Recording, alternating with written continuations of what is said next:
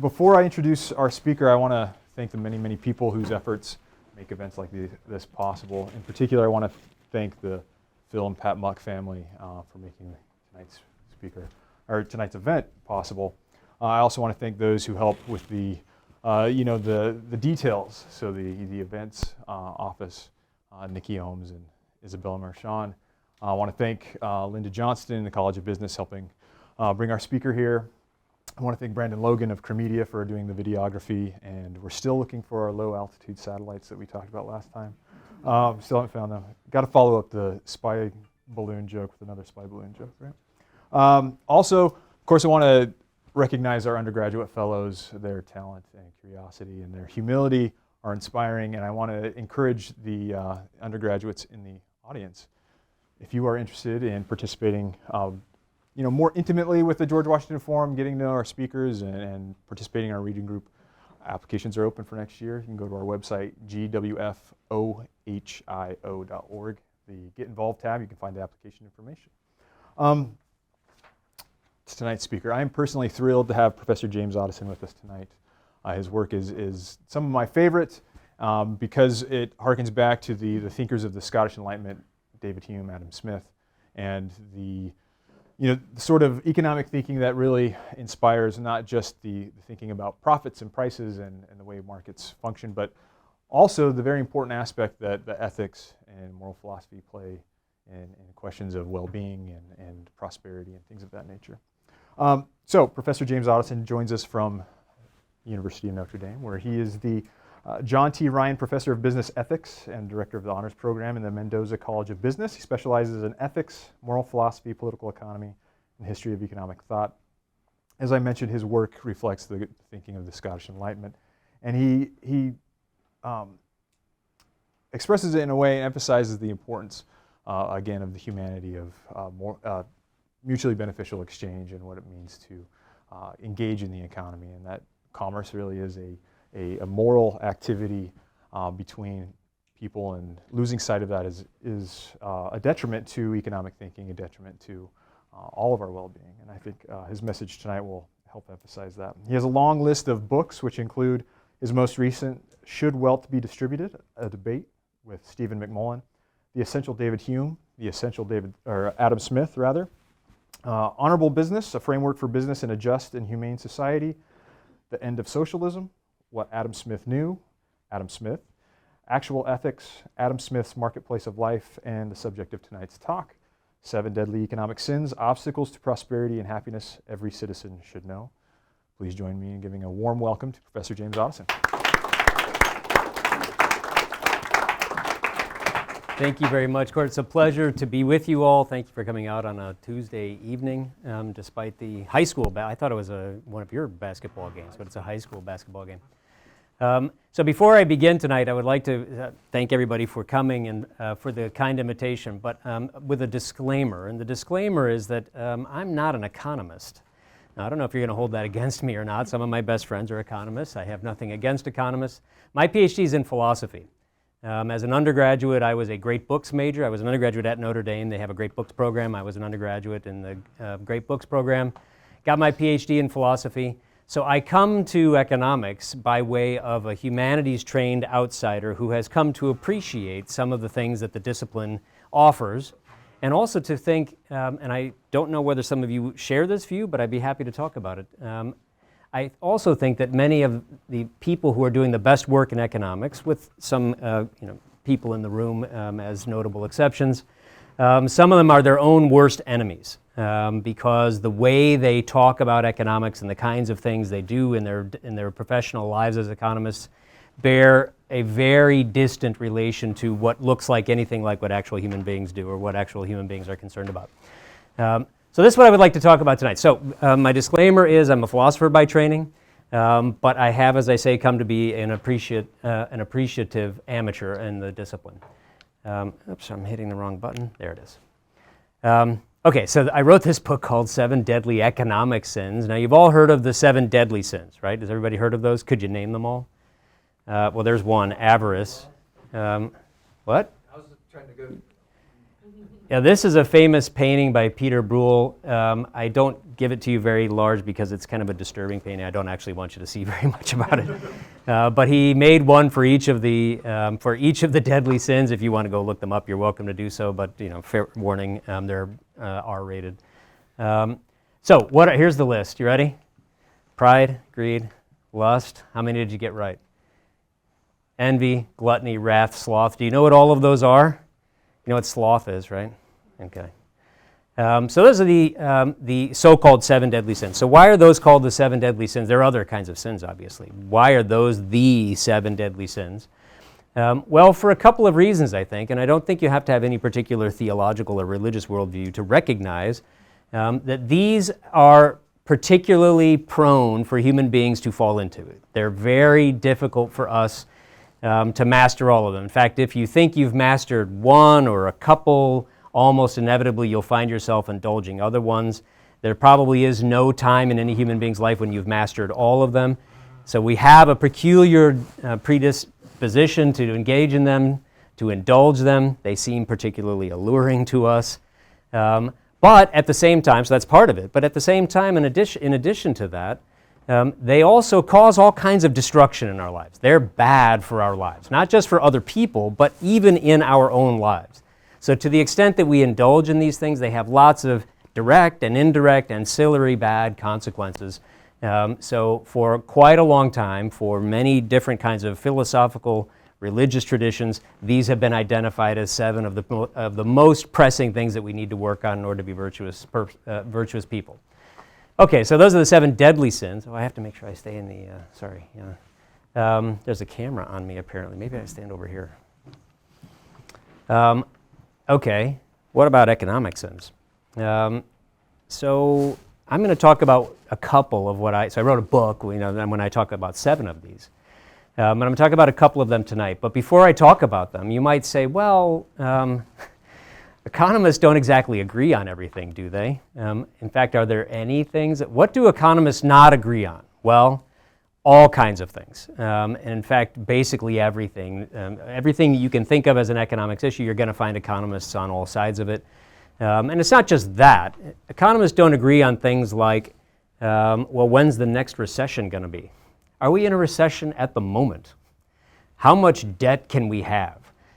Should we have tariffs or not? How much wealth redistribution should we have? Which party should you vote for? Who should you support for president? You have economists on all sides of those issues. So I think people might be forgiven for thinking that, well, if economists can't even agree among themselves, why should we pay any attention to them? And there is also the issue that if any of you, I don't know, how many of you are economics majors? Do we have any economics majors? A couple. For the rest of you, have you had any economics classes? Have you had microeconomics? Micro or macro? Micro, any macro? Yeah. A little bit. So you have some familiarity, you've had some introduction to the discipline. Those of you who aren't majors in it have had some introduction. Well, if you were to open basically any professional economics journal, dip into it in any page, what are you going to find? A lot of math. And if you are not professionally trained in a very specific kind of way, that's going to be very hard for you even to make sense of, let alone figure out how it relates to your life as a human being or what policies you should support as a concerned and dedicated citizen or patriotic citizen. It's going to be very hard for you to make any sense out of it. So for both of those reasons, I think people can be forgiven for not really paying a lot of attention to economics as a discipline. But the fact that economists disagree about a lot of things does not mean they disagree about everything. And I think there is an interesting analogy to medicine. So if you think about medicine, if you have some syndrome of symptoms, and you might go to one doctor who says, I think it's this, you go to another doctor, I think it's that, you might get not just competing diagnoses, but even if you have a consensus about a diagnosis, you might have competing views about what you ought to do to treat it. So doctors disagree about a lot of things. On the other hand, for a lot of the routine and everyday things that doctors see, there is widespread consensus. There's no disagreement about what it is. If you have a broken bone, every doctor agrees what to do about it. There's no disagreement or controversy about what to do. And in fact, for most of the everyday routine things, there's no disagreement whatsoever. My best friend from high school, who is also the best man at my wedding, is an emergency room physician.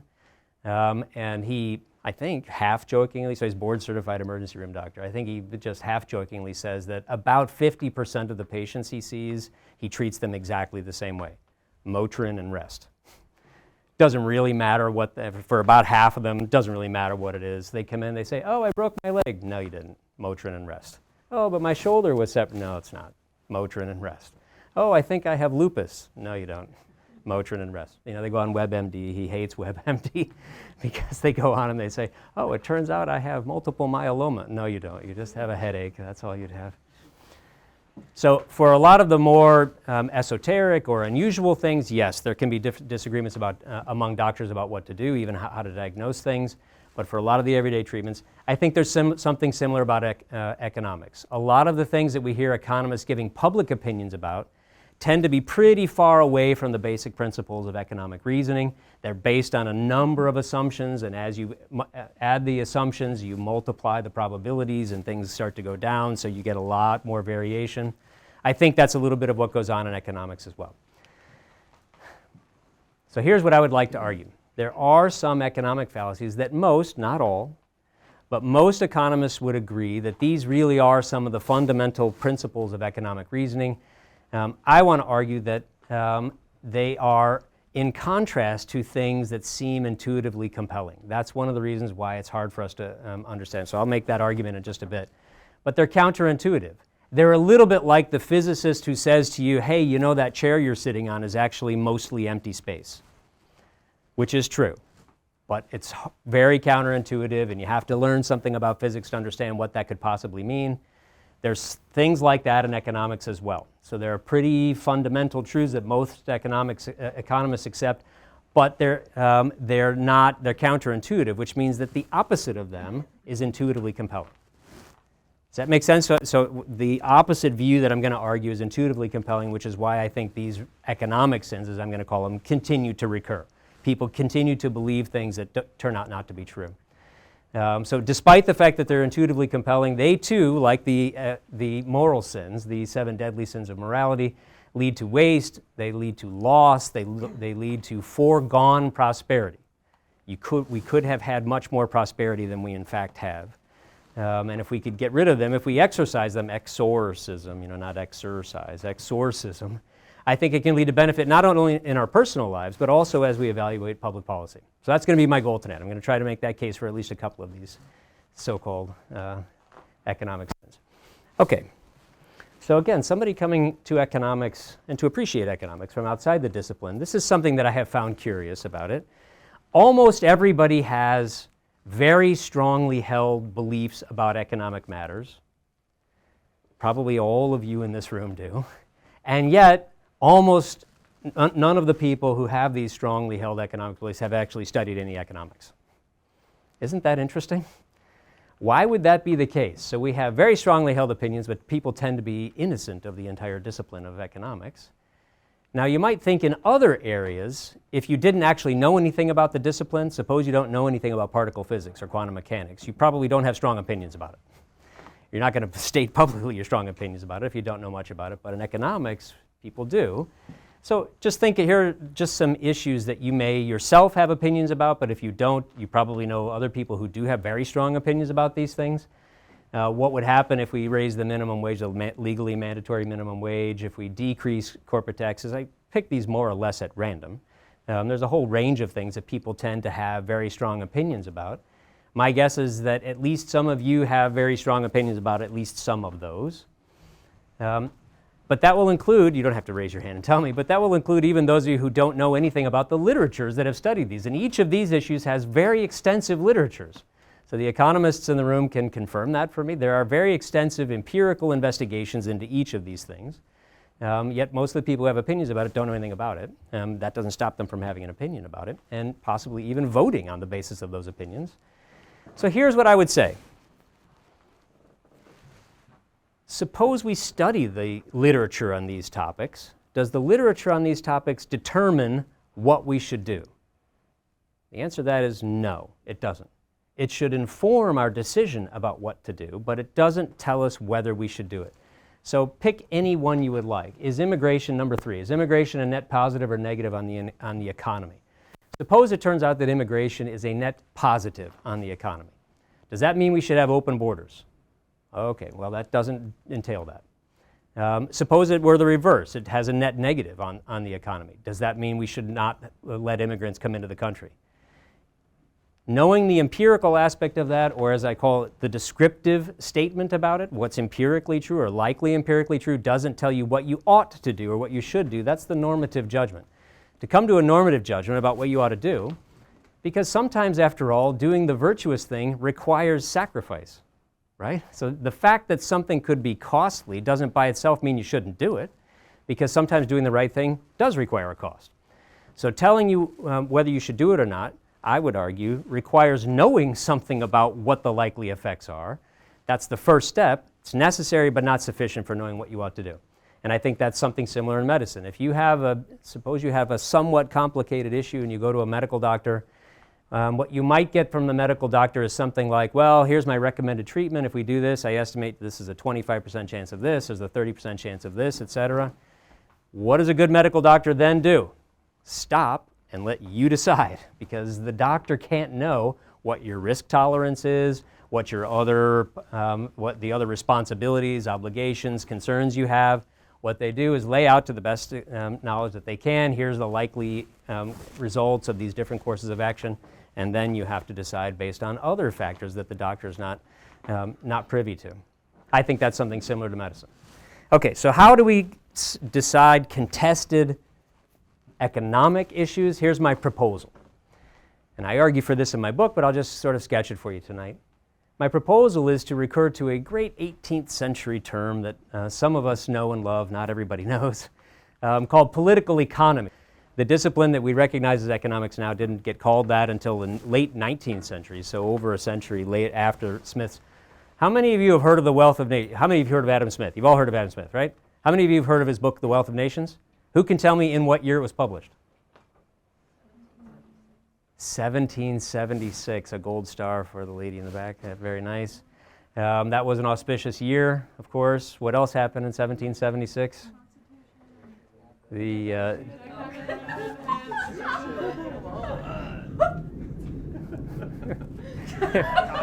It was not the Constitution.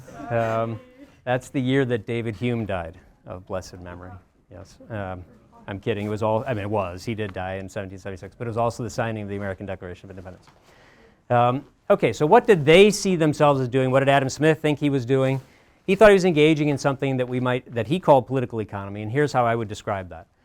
It was really marrying two disciplines, bringing together two disciplines that subsequently we divided out. One of them was moral philosophy. So what are our moral obligations and moral values on the one hand, and what sorts of moral values should our society or should our public institutions champion? That's moral philosophy. And on the other hand, what we would now recognize as the principles of economic reasoning tell us about things like what's possible given the constraints we face? That second discipline got broken off from moral philosophy. By the way, Adam Smith was does anybody know what his professorship was in? He was a professor of what? Does anybody know? He was a professor of moral philosophy. I'll give you one more question, one more guess. How many professors of moral philosophy were there at the time in Scotland? One. You had to be appointed by the Crown. He was the professor of moral philosophy. There was precisely one, and he was it. David Hume, his close personal friend, was twice up for the job, didn't get it, both times because people thought he was a skeptic, which he probably was. Okay, he was a moral philosopher. The second part of that, the principles of economic reasoning, got broken out into the discipline we now recognize as economics, and moral philosophy got put into philosophy departments. And in the 20th and 21st centuries, very often to their mutual detriment, ne'er the twain shall meet. They hardly ever talk to one another, and I think that's a real problem. I am a philosopher by training, and I have a kind of foot in economics, and believe me, both sides don't really like each other. They don't read each other's work, and they also don't really like each other. Let's see if we can, all just get along. So we're going to see what we can do about that. My argument is that before you make a judgment about what you ought to do in moral matters that involve things like resources, including your time, you really ought to be paying attention to both of these. You really ought to be paying attention to what does moral philosophy tell you about what kinds of moral values. So what are the virtues, for example, and what are the vices? What kinds of moral values our society should champion? And at the same time, what are things like the costs and benefits, including, we're going to talk about in a second, opportunity cost. How many of you have heard of opportunity cost? Okay. Yes, we're going to talk about opportunity cost, which was a major revelation. And it's one of those things where, if you're an economics professor here, you will maybe appreciate this. No matter how many times you teach this, people learn it. They say, oh yeah, obviously, it's very simple. And then 5 minutes later, they act as if they never learned it before. It just sort of goes away. Like they can't keep it in their brains. So we need some economics. We can't have I would say, a serious, an adult, a sober conversation about what sorts of moral values, for example, our society should champion, if we're not also talking about and using some of the principles of economics. Principles of economics are necessary but not sufficient. You also need moral philosophy, but if they're necessary, they're still necessary, so you need it. Okay, so how can economics help? Well, what does economics actually teach? Well, this is a controversial issue, but I'll give you one famous definition. This is Lionel Robbins. He was a famous British economist. This was his definition of economics. The science that studies human behavior is a relationship between ends and scarce means, which have alternative uses. So maybe you'll commit that to memory, but I want to note, so look at it. Science that studies human behavior as a relationship between ends and scarce means, which have alternative uses. Let me just note a couple of things about this definition of what economics as a discipline is. Oops. Going a little too fast here. First of all, note scarcity, ends and scarce means. There is no discipline of economics without the notion of scarcity or without the fact or reality of scarcity. What that means is we don't have as many resources as we would like to have. No matter how rich you are, here's a way to think about it. No matter how wealthy you are, you always want more. This seems to be a perennial issue for human nature, that we always want more than we have. And it's not just that we are greedy or something and we just never are satisfied. It's also that there are constantly new things that require resources. New problems arise, like a pandemic. New things come up, we need resources or we want resources to be able to address them. But the issue about scarcity is that when you allocate resources to one thing, because they are not infinite, that means there are indefinitely many other places where you cannot put them. Right? That's the issue about scarcity. So that's what gives economics the beginnings of its discipline. We have to make choices then, and all of those choices then will involve trade-offs. Every decision you make involves a trade-off. What it means is you say yes to one thing, but that means saying no to an entire series, maybe an indefinitely large series of other things. Putting resources in one place means they cannot go elsewhere. But this definition that he has also implies rankings. So if you think about that, so the fact of scarcity means we have to make choices. Making choices means there are going to be trade-offs. We can't have everything we want. But if we're going to do that well, then what do we have to do? Well, we have to figure out what's most important to us. And then what's second most important, and third, and fourth, and so on. And we dedicate our limited, scarce resources first to the most important thing, and then only then second to the second most important thing, and so on down the line. And if we don't do that, if we dedicate some of our resources to some priority that's further down the line for us at the expense of something that's more important, well then what are we doing? We're acting irrationally according to our own ranking of values. That's a mistake. I emphasize that because that's a mistake we make all the time. All the time. We do that again and again and again. What economics suggests is that, so notice that I haven't said what should be valuable to you. Did I give you a ranking of moral value? No. This is saying something like, you need to figure out what's most important to you, and then what's second most important, and third, and so on down the line. And once you do that, then you look at the resources available to you, including all of them, not just money. But think about your time, your talent, and your treasure, other resources you have. And if you are expending resources on things that are less valuable to you at the expense of things that are more valuable to you, well, then you're making a mistake according to your own terms. Right? Okay.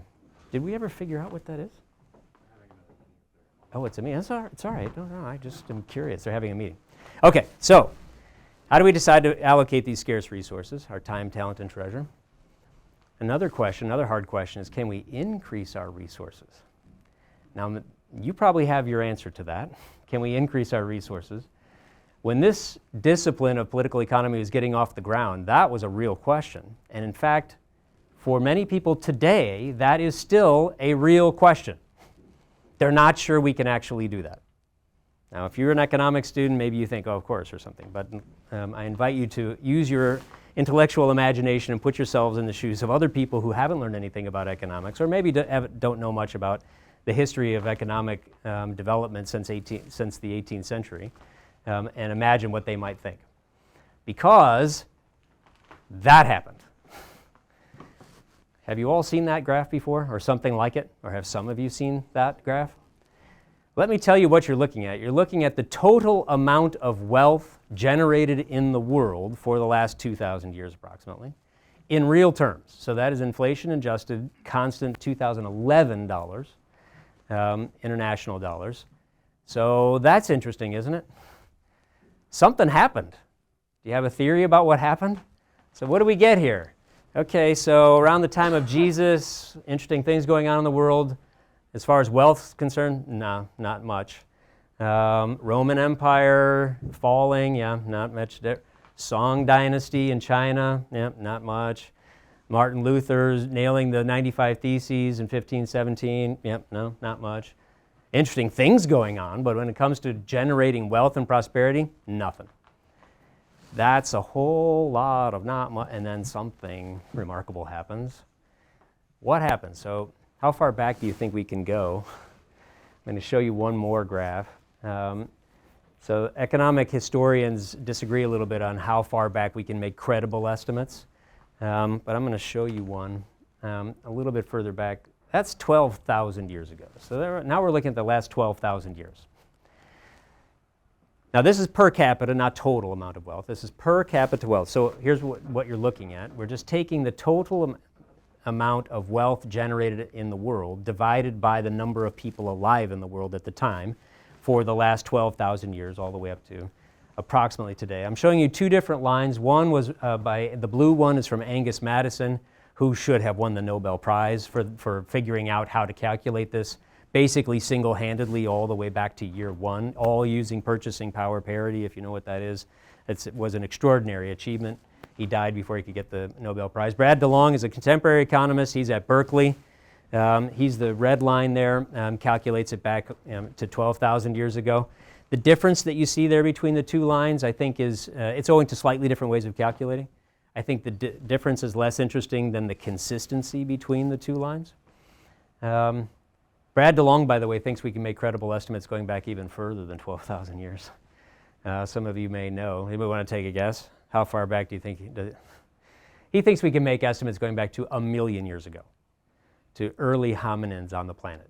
Okay, that's a bit sketchy.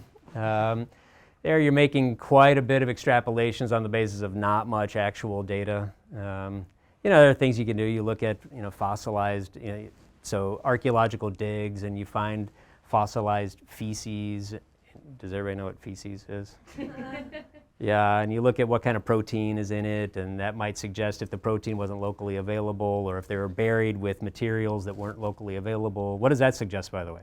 If they had jewelry or weapons, you find skeletons with jewelry or weapons that weren't locally available. What does that suggest? Trade, yeah, they must have been trading with somebody, and if you know where it came from, then you can begin to map out trade routes. Okay, I mean, you can do a little bit of that. Most economic historians believe we can make fairly good, there's pretty good consensus going back to about 12,000 years ago, because that was a rather remarkable time in human history. Human beings began around that time to do something they hadn't done before. What's that? We began to farm. Yeah, we began to plant stuff. And when we began to plant stuff, we started to keep track of things. This is mine, that's yours, I traded this many of this to you, you gave me this many of this. And those records, so people began to make records of things, and there are some historians who believe, I don't know if the historians in the room who believe this, there are some who believe that it was actually trade that generated language, written language. Human beings created written language so that they could keep track of their market exchanges. Imagine that. So those records, so those records exist and were copied and copies of copies. Okay, so that's a pretty remarkable hockey stick, isn't it? Okay, so let's go back to my question. What changed? What happened? Something had to change. Now, if you are a social scientist and you're looking at a graph like that, what's the interesting part of it? Is it what went on from 6,000 to 2,000? That's not very interesting. Or 1,000? No, that's the interesting part. Something remarkable happened. And you will note, if you think about some of the great civilizations of the past, I already mentioned the Song dynasty in China. They had a literate population, they had a huge geography, they had ships, they had engineers, they had philosophers, they had gunpowder. Not a blip, didn't really do anything. Or if you go back to the Roman Empire, think about the Roman Empire, it's aqueducts and it's Colosseum and roads and military. Took a lot of capital to do all of that. Did it make no change really at all? The Egyptian pharaohs who built all those pyramids, that took a lot of capital too. Nothing. So we don't see anything in these periods that shows you any kind of a change in overall wealth. Where'd they get all of that capital? Where did the Egyptian pharaohs get all the capital to build those pyramids, which took a lot of capital? Where'd they get it? Yeah? Slavery, conquest, usurpation, colonization. What about the Romans? Where did they get all the capital to build all that great stuff that they build that we go now to Rome and look at and are amazed by? Where'd they get it? Slavery, conquest, usurpation, yeah. If you think about any of basically all of the great civilizations of the past, how did they get what they did? Well, it seems to be the tried and true method of human action. As soon as one person or one group gets enough power over another person or group, what do? They conquer them and take their stuff. But that doesn't lead to a general increase. All that's doing is moving stuff around. Taking stuff from one place and putting it in another place doesn't create any new stuff. That's just moving it from one place to another. Okay, so let's think about what exactly happened to cause that hockey stick. First, what can we know about what didn't happen? What did not happen? Can I go backwards? Yeah, let me show you that one more time. What do we know that did not happen? Did human biology change? Is that enough time for human beings to be biologically different? Nope, not even close. Not even close. If you could somehow transport a child from the Fertile Crescent in 12,000 years ago to Athens, Ohio today, what would that kid be doing? Playing Far Cry 6 like the rest of you. It would be no difference. You wouldn't be able to tell the difference. So it's not biology. It's also not human psychology, insofar as those are connected. Human beings aren't psychologically different. So it isn't either one of those things. Okay, what about climate? Did climate change over that period? Well, this is 12,000 years ago. We were just coming out of one of the mini ice ages. So we're coming out of a little ice age. Did the global climate increase or decrease in temperatures over those periods? It did, marginally, a little bit higher, a little bit lower, went up and down, made no difference whatsoever. So that doesn't seem to have been it. Well, now we're ruling some things out. What else could it be? Favorable geography? Well, the geography was the same. Natural resources. Well, that black tar-like substance that's under some of the sandy areas of the world now, was that there 12,000 years ago? Yeah. Was it a natural resource? Well, nobody seemed to know what to do with it. So it was a resource, as it were, but not really a resource that anybody could use during this entire period. Nobody had figured it out. So it's not a change in natural resources. So what is it a change in? So what didn't happen? What didn't happen is human biology, human psychology, those things did not change. Something else changed. So what did change? So here's my suggestion. Suppose you have something I want, like this cool pad you're writing on. What is that? Oh, okay. What's your name? Melanie. Suppose I would really like to have Melanie's iPad. There are two ways I could get that from her, aren't there? Mm-hmm. What are the ways I could get that iPad from Melanie? Okay. Let the record show that the first thing you mentioned was stealing. Okay, so I could steal it from you. I could kill you and take it. I could steal it from you when you're not looking. I could also defraud you out of it. I could say, oh, I'll give you $10,000 for it in 2 weeks. And you believe me and give it to me, and I just run off to Las Vegas or whatever. So I could do any of those things. Now, think about that for a second. If I got it from her in any of those ways, who benefits from that? I guess that's a transaction. Who benefits from that transaction? I do. Plus 1 iPad for me, minus 1 iPad for Melanie, plus 1 plus minus 1 is 0. That is not an increase in overall prosperity. That's just moving it from one place to another. So what's the other way I could get it from her? Could make her an offer that she's free to accept or decline, and if she accepts it, suppose I say, whatever it is, I don't know, suppose I say, I'll give you $500 for it, and suppose you say yes. I give you the 500, you give me the iPad. Which of us benefited from that transaction? We both did, and we know that we both had to. Why? How do we know that we both had to benefit? At least from our own perspectives, we both had to benefit. If Melanie didn't think she benefited from that, what would she have said? No thanks, and gone somewhere else. If I didn't think I benefited from it, I would have said no thanks. If I said, I'll give you $5 from it, she'd say no thanks. If she said, I'll give it to you for $10,000, I'd say no thanks. But if we find a price where we both agree and we both voluntarily exchange, then that means that each of us valued the other thing we were getting more than the thing we were giving up. Otherwise, we wouldn't have done it. So what do we call these two ways? Let's call them extraction and cooperation. The first way is this tried and true human history way, where slavery, theft, colonialism, which really has marked a lot of human history and a lot of civilizations throughout most of the time human beings have been on the planet. Cooperation is mutually voluntary transaction. That's my term for just mutually voluntary when we agree on something. What's the big difference between them? One is zero sum. The other one is positive sum, right? If we both benefited, then it's positive value for Melanie, positive value for me, positive plus positive is a positive. And it's both voluntary. By the way, zero-sum transactions can often be even negative sum, right? If I'm conquering your land in order to take your land or to enslave some of your people or whatever, what's one resource that almost inevitably gets lost? Arguably the most precious resource there is. In fact, I wouldn't say arguably. The most precious resource there is. What is it? Human beings. Human beings get lost. They get killed. Yes, often in war. That's often the point of war, is to kill people. The most precious resource.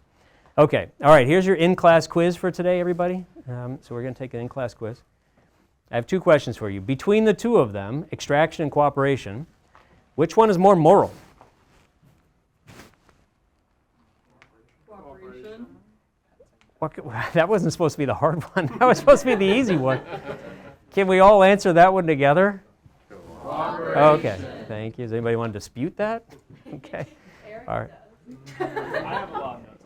Okay, we'll get to it in the Q&A. All right, that's so if that's cooperation, which one leads to increasing overall prosperity?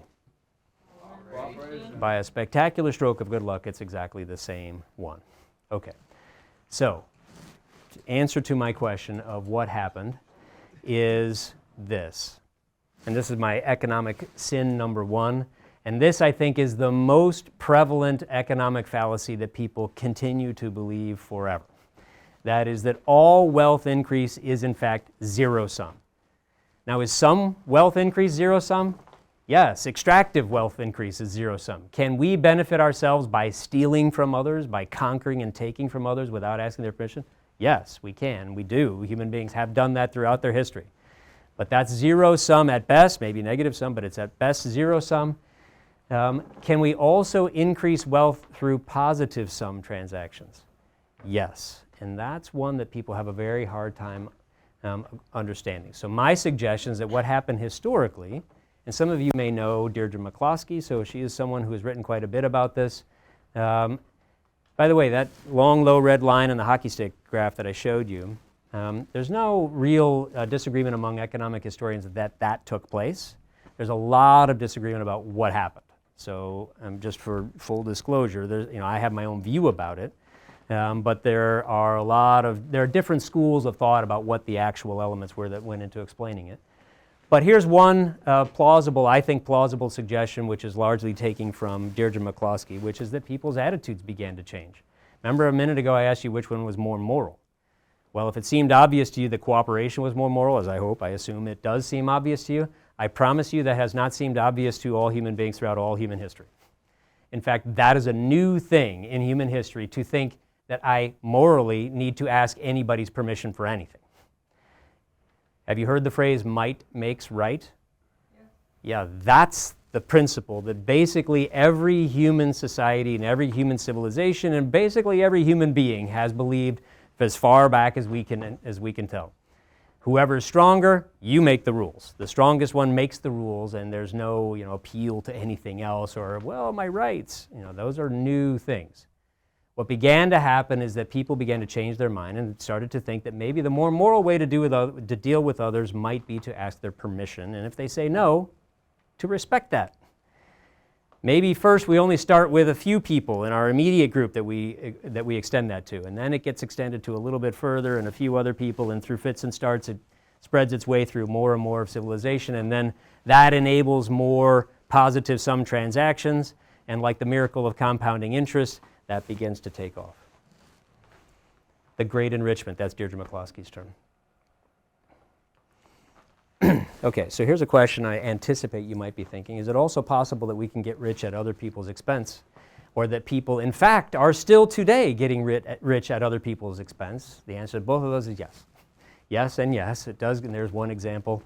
Bernie Madoff just passed away. Maybe some of you know. I used to work for an institution in New York, then he was on the board of trustees. That institution lost, depending on how you count, about $125 million to him. You all know who Bernie Madoff is, right? So if you have a business, he's one of the people we teach in our business ethics courses. A lot of business ethics courses tend to be sort of a murderer's row of bad people. Oh, look at the Enron guys, weren't they terrible? Oh, they were terrible, yes. Bernie Madoff, wasn't he terrible? Oh, he's so terrible. Now we're going to have to update it with Elizabeth Holmes, I guess, and Sam Bankman-Fried soon. We're going to have to add him. Yeah, there are lots of terribles. Is it possible that people get rich at other people's expense? The answer to that is yes. That does happen. It does happen all the time.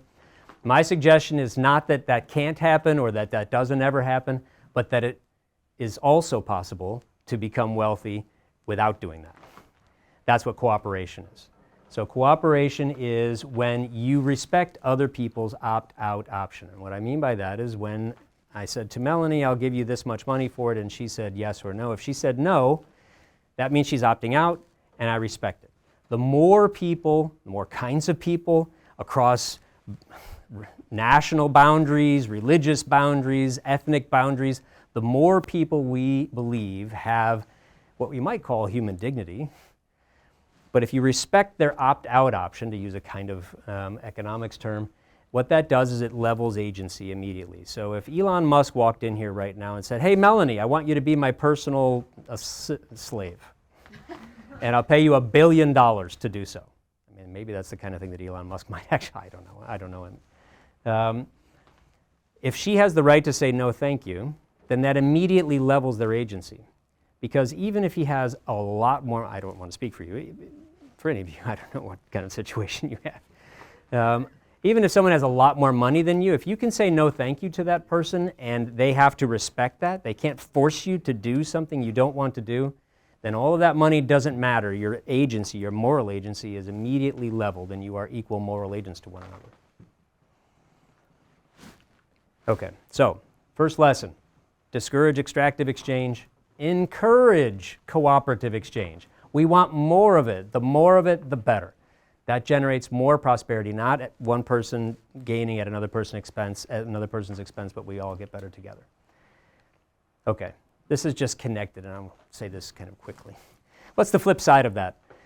We tend to think that if somebody else is gaining in prosperity, it must be at my expense. This is the birth of a lot of tribalisms, a lot of nativisms, the us versus them-isms, and in collegiate sports, that's fine, but when we're talking about other human beings and from other countries, that's a different sort of world. The answer is no. If other people prosper through cooperation, then we're prospering too. then we can prosper too. And I was going to give you the Adam Smith's entire story, but I won't. Let me give you this instead. Look just at this one. I apologize about all these words. Others' prosperity can actually mean more opportunity for me. So I mentioned that Adam Smith and David Hume were close friends. So David Hume wrote an essay. In many ways, this is a bit of a scandal, but in many ways, Hume scooped Smith on many of his economic insights. But Hume wrote them in little essays, not in big, long treatises, and they were sort of all over the place, so people didn't quite give him the credit that he deserved. But one of them was this.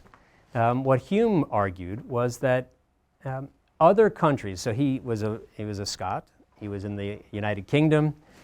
He said, people in other countries, what we tend to do is we hope that they all suffer and are poor. So the English want the Scots to be poor.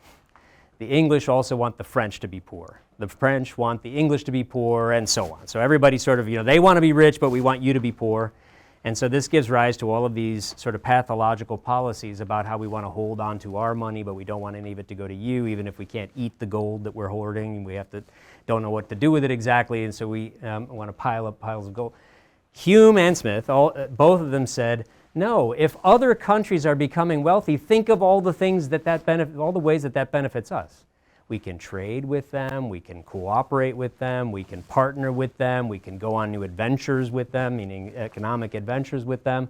We can improve our situation by improving theirs, and they improve their situation by improving ours. It just expands the scope of opportunity. And there's Hume, and he said, this was one of the more scandalous things that Hume said. He said, as a Briton, I pray for the increasing prosperity of even France. If you can imagine. Yeah. Okay. Second, and the other one that the main one I'll talk about tonight. Second economic sin. Believing that good is good enough. If something's good, doesn't mean it's good enough. Remember that economics is about scarce resources. Scarce resources mean we have to make hard decisions because we can't have it all. What that means is that a good idea is not yet good enough. So if you're contemplating a couple of different policies, let's say, or a couple of different decisions you might make, and if you find one that you think would lead to or might likely lead to some good consequences, would have some good results, let's stipulate that you're right about that. So not questioning whether you did your thinking right or your calculations right. Yeah, they would lead to some good results. Does that mean you should do it? Not yet, because you always have to compare it to other available alternatives. So the fact that one course of action might lead to something good, could there be something else that might lead to something yet better?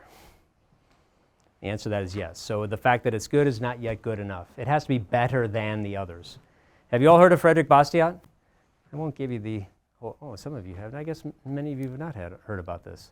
Famous little story that he was a French parliamentarian in the 19th century. Famous little story that he told about a shopkeeper whose son threw a rock through the window pane at the front of his shop. Shopkeeper's very upset at his son, wants to kill the son. But some citizens come and say, oh, no, don't be upset. It's actually a good thing because this is now going to create business for the glazier, the glass maker. Right? There's a glass making business, and now that guy gets to have some business now, so it's actually a good thing. Don't worry. And so Bastiat asks this question, well, is that true? Is destruction actually profitable? Maybe we should have an agency. We should employ these little kids to throw rocks through lots of windows then, because if that's going to lead to production. What Bastiat says is, what you always have to ask is what would have happened. The shopkeeper, suppose he has to spend $100 on that new window, okay? If that window hadn't been broken, what would he have done with that $100? Suppose he would have bought himself a new pair of shoes. Okay. So now he has, after the window's broken, he's got a new window. But if the window hadn't been broken, he would have had a window and a new pair of shoes. So what's the cost of repairing, of the destructive act of the shopkeeper's son? It's not just the $100 for the window, it's also the lost pair of shoes that didn't get bought. That's what Bastiat calls the unseen. There's actually a third person involved in that equation. There's the shopkeeper, the glazier, and the cobbler. The cobbler is the one who was going to make a pair of shoes, would have sold them a pair of shoes, maybe didn't even realize he stood to get that business, but that's lost value. What Bastiat is articulating there is what we now would call opportunity cost. It's opportunity cost. And you might think, a way to think about this is whatever you do, any decision you want to make, ask yourself what you're giving up to do it. Not just am I getting something good out of it, but what was given up to do it. Technically speaking, opportunity cost is the value of the highest ranked alternative, so the most valuable alternative thing you're giving up. But think about it like this. What is your most precious resource? Time. Your time. Your time is absolutely limited. There was a time in the history of the universe when you came into existence, and there is a time, I'm sorry to tell you, when you will go out of existence. That no matter what you do, you can't manufacture any more time. Whatever the time amount is between those 2 points, that's it. That means that every year you spend doing something is a year that is gone forever in the history of the universe. Every month, every week, every day, every hour. That is an extremely precious resource. Now, if you want to know whether what you're doing, suppose you're going to spend 4 years at this lovely university in Athens, Ohio, and you want to know, is this the best use of those 4 years of my time? What do you ask yourself? Well, if I weren't here, what would I be doing? What's the most valuable alternative to me, or to you? What's the most valuable alternative? Think about what that would be. And you think about what you're getting from your time here at the university, and you compare the two.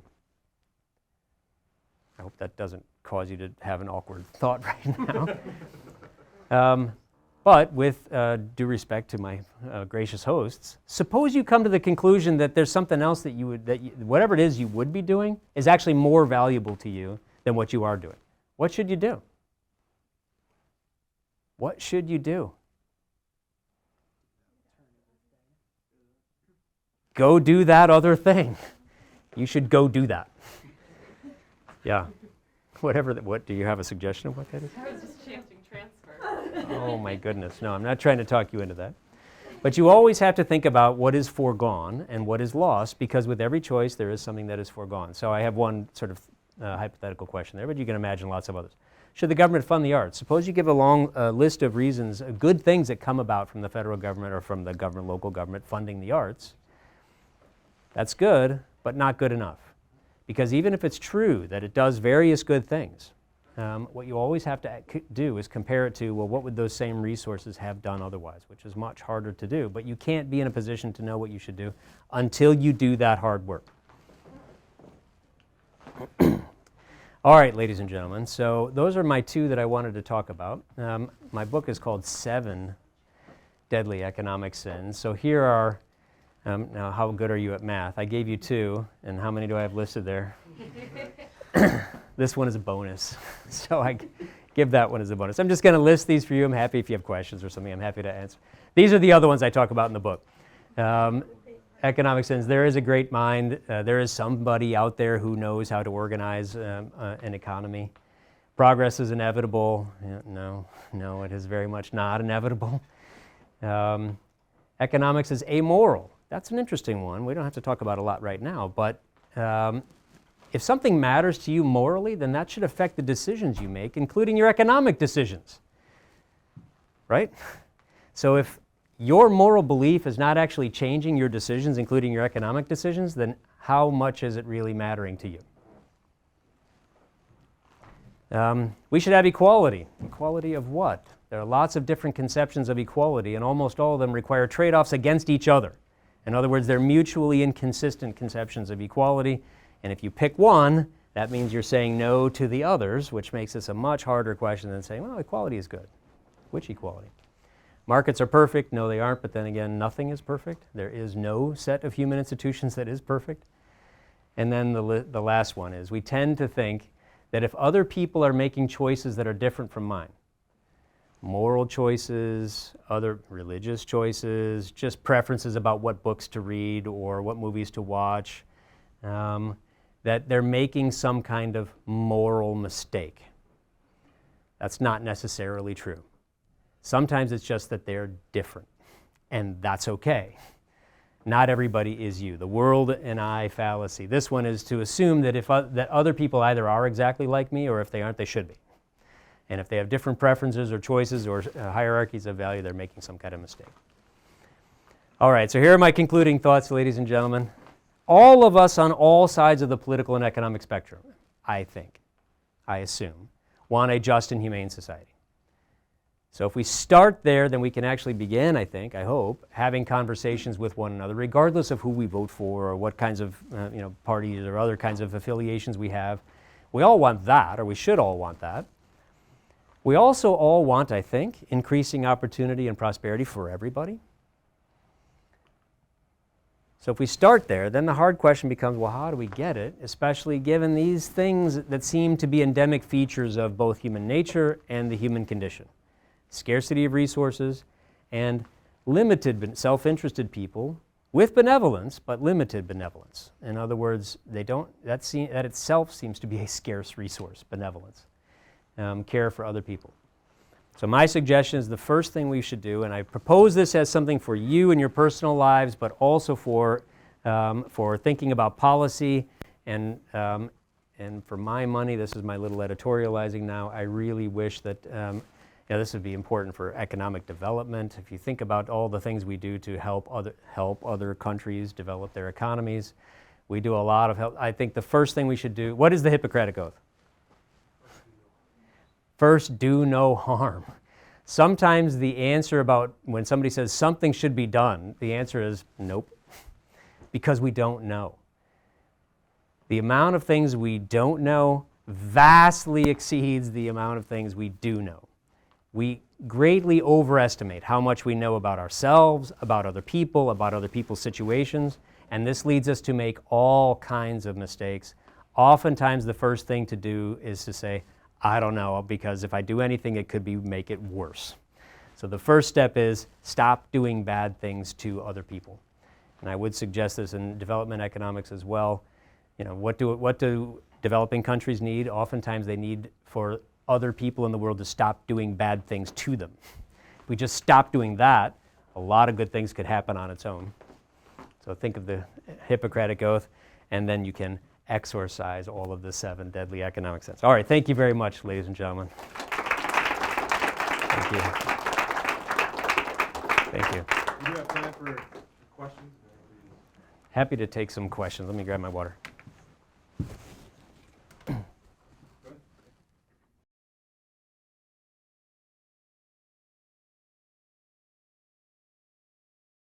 Yeah, so I'm not sure, depending on exactly what you mean by that, I'm not sure I would call a corporation an economic agent.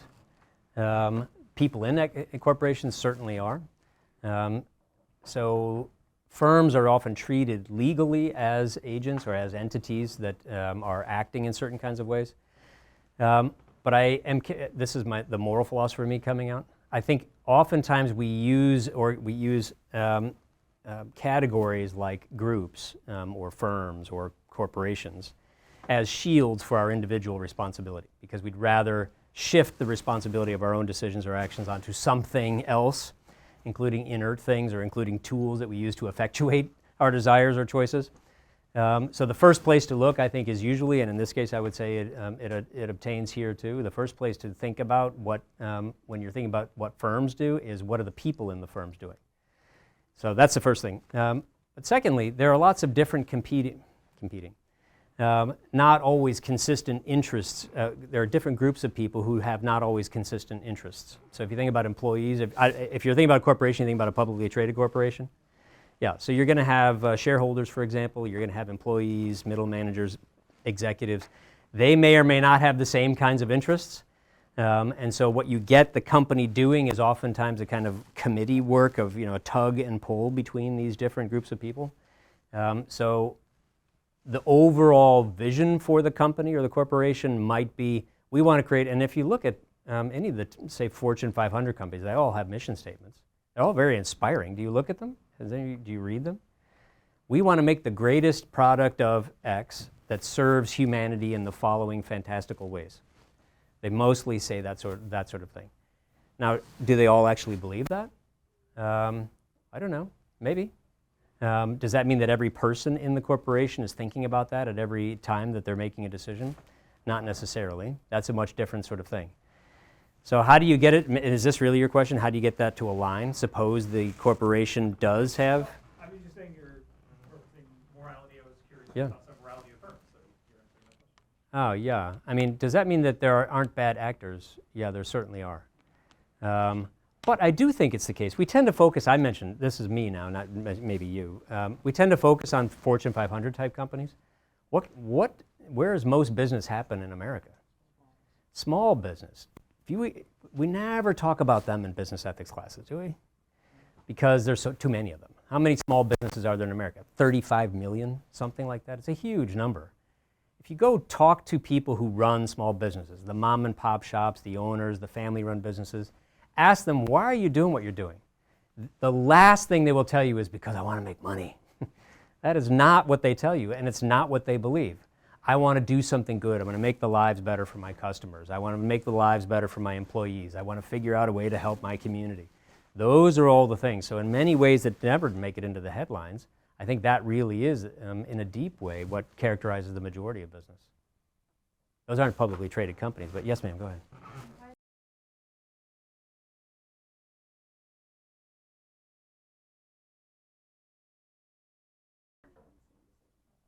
Oh, yeah, that's one of the benefits. I didn't talk about this, but I think that's one of the benefits of a decentralized economy, because then what you get is 35 million people making different kinds of decisions, which is a much better thing than if you have one or two or a few. A centralized economy, meaning economy most of whose economic decisions are made by a small number of people, is much more fragile, because if they get those decisions wrong, it could collapse or endanger the entire system. On the other hand, if you have a decentralized economy where lots of different people are making lots of different decisions, many of them will make mistakes, but no one mistake of any one of them is going to threaten the entire system. So it ends up being much more robust. So what you often have is people are fallen creatures. We are all fallible. We all make mistakes. Oftentimes people at the margins will make the wrong decisions in these kinds of cases. They'll think, well, our resources should go here, and they should have gone somewhere else. So they end up making bad decisions. They lose employees, or they go out of business, or that happens all the time. Well, then what can happen is that other people can make better decisions. And one of the things we can do is learn from that. There's no perfect system. There is no perfect society.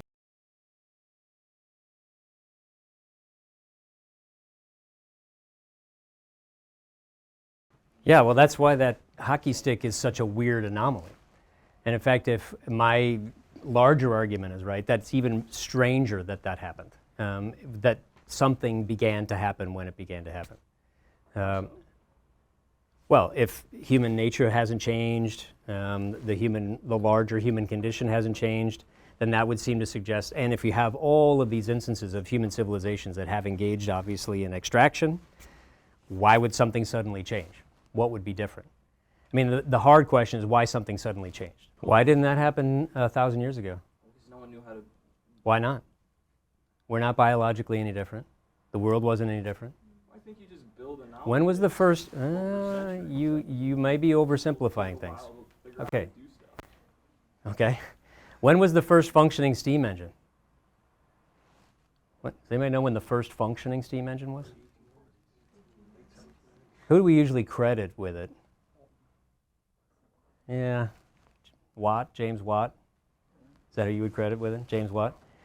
As far as we know, the first functioning steam engine was in the 1st century AD. It was created for the emperor in Alexandria as a birthday gift. And it was a little device that had a cauldron of water and a heat source under it. And when they lit the heat source, it created steam, and the steam made it move, and it tooted, made little whistling sounds. And everybody said, oh, that's so neat, and they put it on a shelf. Did nothing with it. So we've had lots of technological innovations that didn't lead to anything.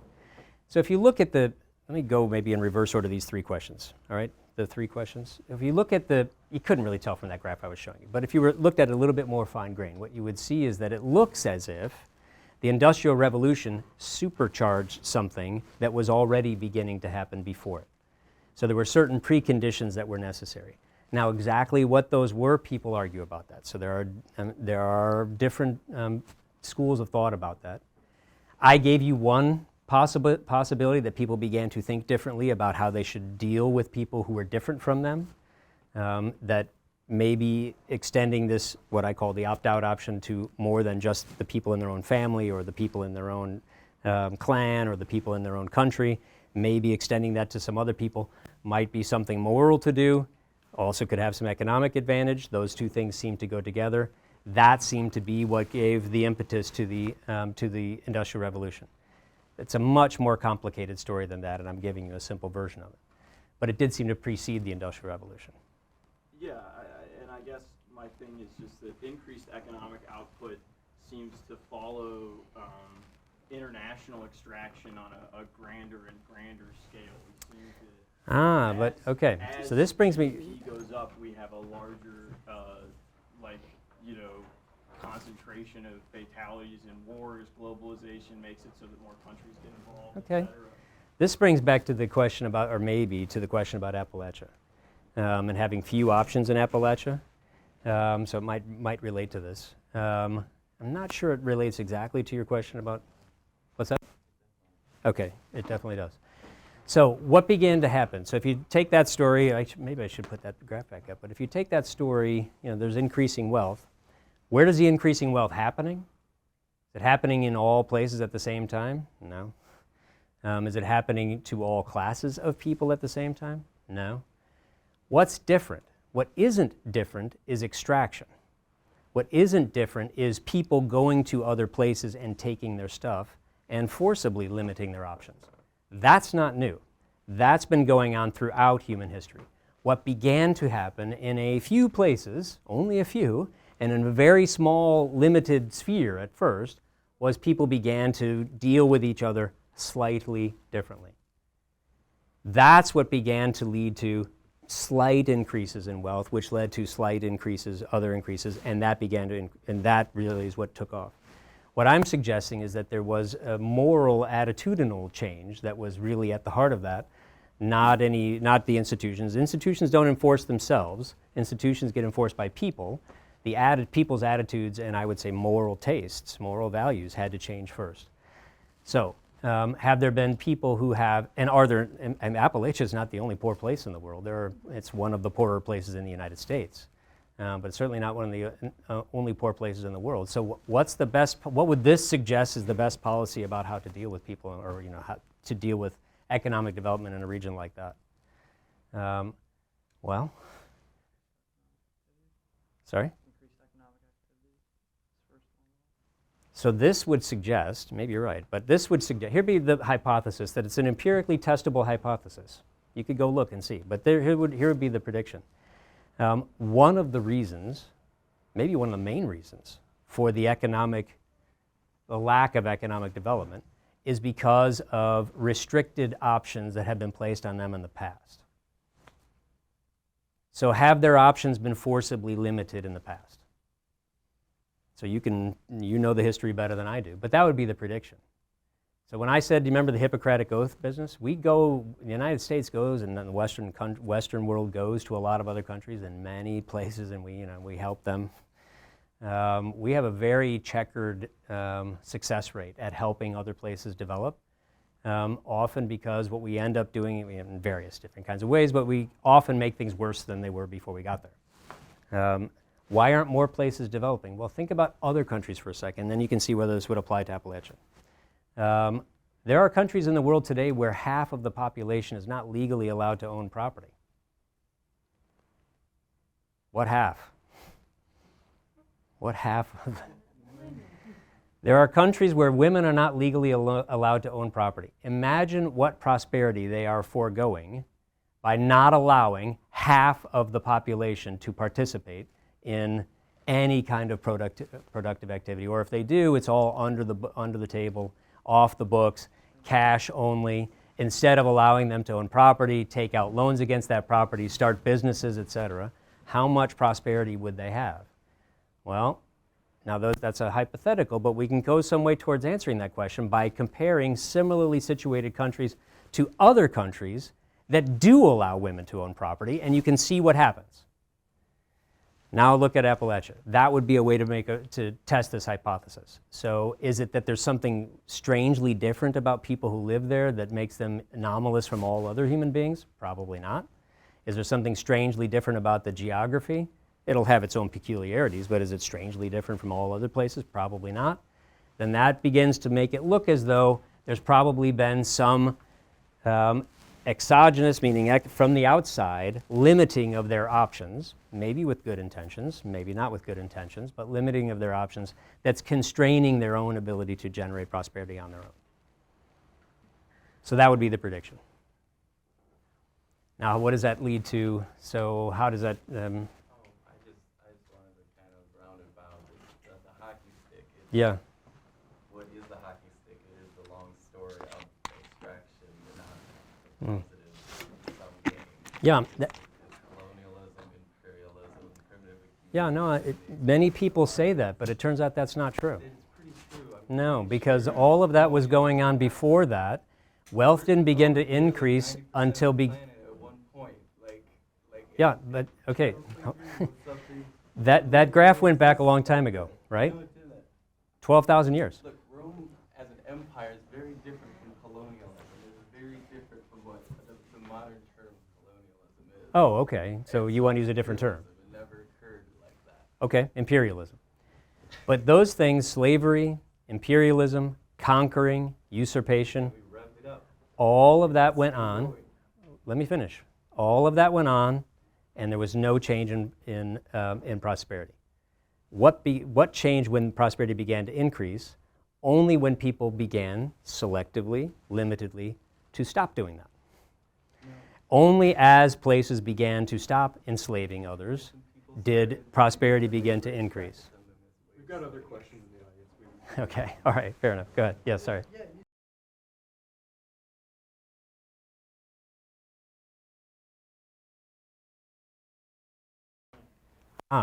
Land isn't the only kind of property there is, right?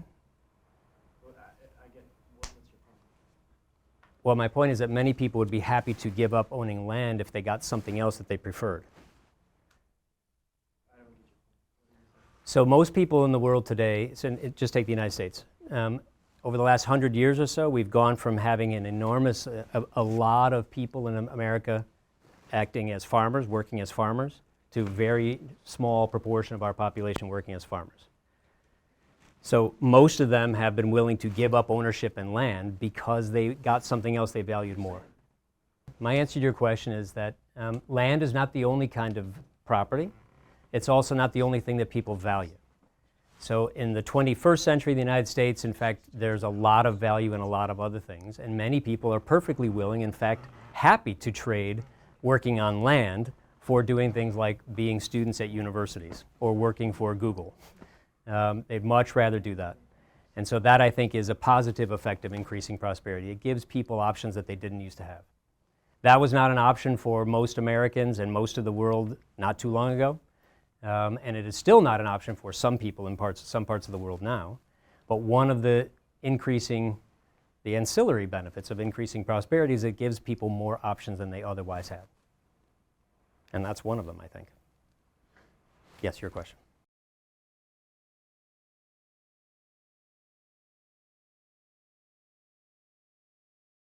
If you can figure that out, you'll win the Nobel Prize. So there are a lot of different views about that. And I'll mention Deirdre McCloskey's view, which I hope is true, but I'm not convinced is true. Well, hope. So she thinks that it's ultimately religiously based. So she thinks that this idea that people are, the Christian idea, Judeo-Christian idea, that all people are created in the image and likeness of God, began to take hold and affect people's views of others in certain ways, such that they started to think, well, maybe treating people who aren't in my country or in my group the way I've been treating them might be a violation of this. We're all in the image and likeness of God. Maybe that's true. I'm a Christian. I hope that's true. I have my doubts about it historically speaking, because if that's the real explanation, or the catalyst, as you say, Why did it take so long? Because Jesus was a long time ago. So why did it take 1,800 years? I'm not sure about that. But I mean, I think the more prosaic answer, the better answer is we don't really know. There are lots of theories about it. People have been studying it extensively, especially in the last 40 years or so, but there's no consensus about it. There are a couple of milestones that people point to, the printing press, in the beginning, 1415 or so. People started to become literate.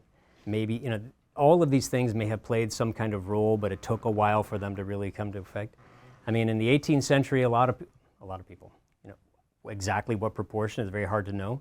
Many people that we know about because they were the literate people had read John Locke. Okay, so were they convinced by Locke about how we are all free and equal in the state of nature, and that means that we have certain kinds of rights under natural law? Maybe. Even before that, here's a group, I bet you know about this group. I don't know if anybody else, has anybody heard of the Levelers? Yeah, so the Levelers, so I've written a little bit about this, but many people, when they start talking about, the liberal political economy that gave rise to markets, when do we date that? 18th century. Hume, Smith, maybe Montesquieu, figures like that. I think actually the English Levelers were among the first. So John Lilburne, this was in the beginning of the first half of the 1600s. So in the lead up to the Civil Wars and then the beheading of Charles in 1649. There was this group of people called the Levelers who began making what looked for all the world like novel moral claims, meaning claims that nobody had made before. John Lilburne in particular, so he was arguing for religious liberty. He was brought before the Star Chamber, the hated Star Chamber. You maybe have heard of the Star Chamber. And he did things like he didn't bow to the judges. He refused to bow. That's the kind of thing you risk your life not doing that. He didn't bow, and he said, I am the peer and equal of the judges. We are peers and equals. What? I mean, that was just not heard of. He started making arguments that all free-born Englishmen were peers. Free-born Englishmen were peers. And then in just a few months, he started arguing that all Englishmen, not just free-born, were peers. Then he said all English, and he specifically included women in England. And then in a period of months, he's issuing these pamphlets. By the way, during this time, he's being imprisoned, tortured, beaten, starved, people wanted him, he would not bow, he would not give up, and he said, no, all people of the earth are equal. Holy cow. Nobody was talking like that. So, for his adventure, he was tried, put on trial for treason, and he was acquitted. They decided to try him again, and he was acquitted. The second time, we don't want to spend too much time. He was a fantastic, they should make a movie out of this guy. He was one of the first people to argue to the jury in his second trial that as the peers and equals of all the lords and even the king himself, they could judge not just his guilt or innocence, but the justice of the law. In other words, he was suggesting jury nullification. They could just say not guilty based on the fact that the law was unjust. And then he said to the horrors, he said things like, well, then I think we're all equal, and I'm willing to prove it. I'll meet anybody in hand-to-hand combat. And they all said, "What? You're crazy?" And he said, "Okay, I'll meet any two of you and fight to the death." He actually said this in Parliament, and fight to the death, because that way God would decide who really is right, whether I'm right that we're all equal or not. So this is a long digression. When did is that part of the story that led people to begin changing their minds about things? Maybe. Did people know about that story? They certainly knew about the Levelers, and they knew about John Lilburne. Is that what people in the 19th century were really thinking about as they're making? I don't know. I really don't know. I'd like to think so. It sounds like a nice story, but I don't know. Yeah. I want to give one more round of applause for Professor Otteson. Thank you very much. Thank you. Thank you, everybody.